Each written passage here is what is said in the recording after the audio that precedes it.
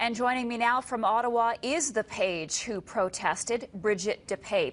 Brigette, why did you do this? Harper's agenda is disastrous for people living in Canada and for my generation. He's blowing billions of dollars on prisons, expanding military missions, cutting valuable social services, and destroying the climate. And when what we really need is a transition towards a green and just economy. So how long had you planned to hold up that sign? Stop Harper, it said. Yeah, it was only recently that I decided that now is the time.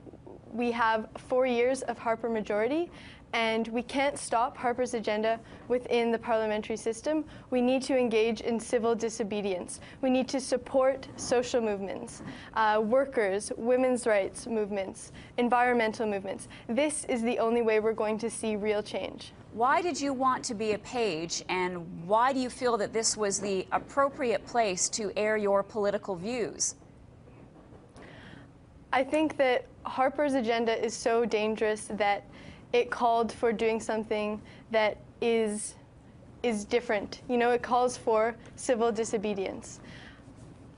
So you have obviously been thinking about doing this for the last, what, year? You've been a page for almost a year?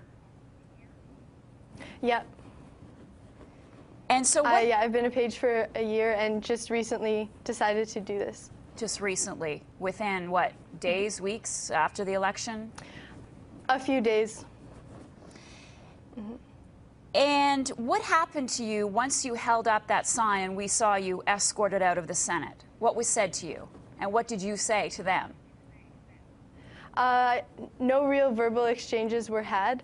I think that the main message, was written on the sign, "Stop Harper."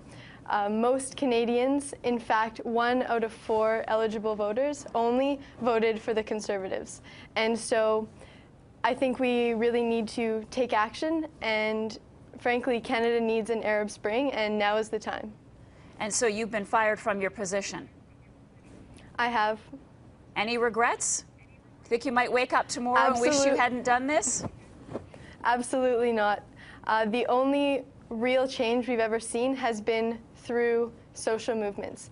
The civil rights movement, for example. And now is the time for ours. So you feel Parliament is the place to do it?